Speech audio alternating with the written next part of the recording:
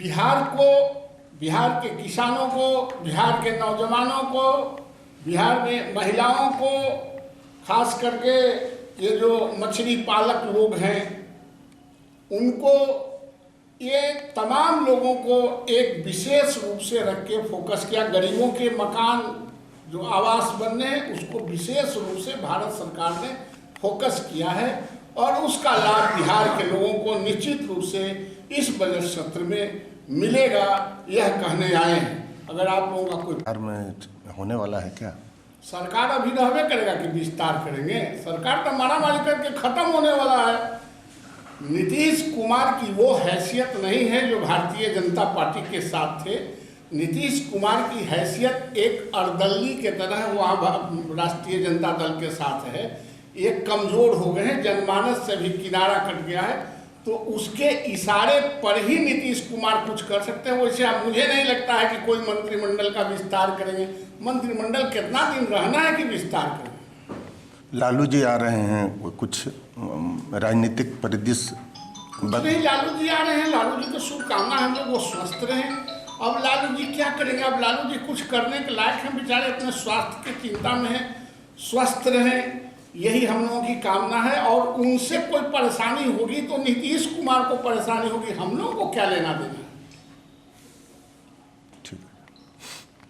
अभी आज यहाँ गए हुए हैं लालू जी के साथ, तो उनके भैया और भाभी का 15 साल सरकार रहा है, मतलब 32-33 साल की सरकार में। और आज भी टीन के कटोरा लेके जो चीफ मिनिस्टर भीख मांगता हो कि हमको विशेष राज्य का दर्जा मिले। जब 32-33 साल में कोई राज्य उन्नत नहीं हो सकता हो, जब 32-33 साल में राज्य पुरुषार्थी नहीं होता हो, तो क्या ऐसे लोगों को 30-32-100 वर्ष के अवधि मिलेगा तब यह राज्य उन्नत होगा? इसलिए नीतीश जी तो यूं ही उन पर बुढ़ापा का प्रभाव पड़ गया है और पलटी मारते मारते, धोखा देते देते उनका विचार भी बदल गया। कुछ यूं ही कुछ बोला करते हैं, जाते हैं बेचैन यात्रा करने के लिए, बेचैनी में डर से, और नाम रखते हैं समाधान यात्रा। तो इस तरह की भाषा का इस्तेमाल करते हैं। ये बिहार की जनता भी समझती है और हम लोग भी समझते हैं और आप लोग भी समझते हैं। माध्यम से लूटने में, चाटने में, खर्च करने के नाम पर किया है। ये जाते हैं नाम समाधान यात्रा। समाधान किस चीज़ का करना है? अधिकारियों का। स्कूल में पढ़ाई नहीं होता है, बेंचेस नहीं है, बाथरूम नहीं है, शिक्षक नहीं है, तो स्कूल में ये जाते नहीं हैं। हॉस्पिटल में डॉक्टर नहीं है, दवाई नहीं है, बेड नहीं है, गरीब इसी तरह पाड़े रहते हैं जमीन पर, वहाँ ये जाते नहीं हैं। तो ये समाधान करने की कौन है? वो जीविका दीदी है, जीविका दीदी से फोटो खिंचवाने से समाधान हो जाएगा तो कब के समाधान निकल गया होता।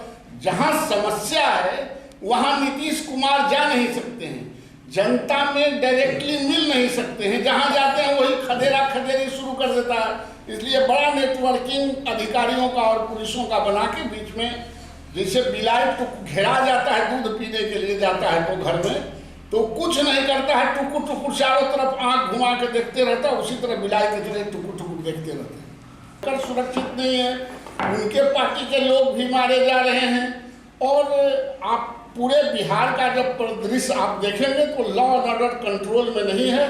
जब कोई सरकार लॉ एंड ऑर्डर में पदाधिकारियों को जात के आधार पर, धर्म के आधार पर, संप्रदाय के आधार पर, पैसा के आधार पर, चमचागिरी के आधार पर जब पदस्थापन होते हैं तो इसी तरह की स्थिति उत्पन्न होता है जो आज बिहार में है।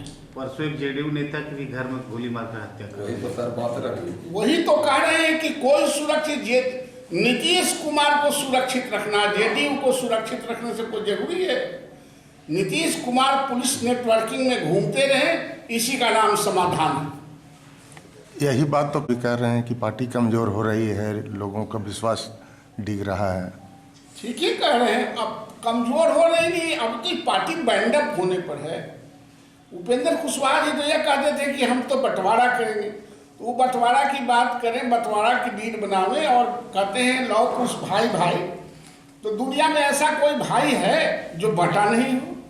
महात्मा गांधी जी ने आज़ादी के वक्त कह दिया हिंदू मुस्लिम भाई भाई, तो हिंदुस्तान का एक खंड हो गया, पाकिस्तान भी बट गया। तो जब कहने से भाई का बंटवारा हो सकता है तो रहने से तो भाई का बंटवारा हो ही जाएगा, इसमें रुकने का कहाँ सवाल उठता है। उपेंद्र कुशवाहा जी बंटवारा कर लेंगे पार्टी बनने पर।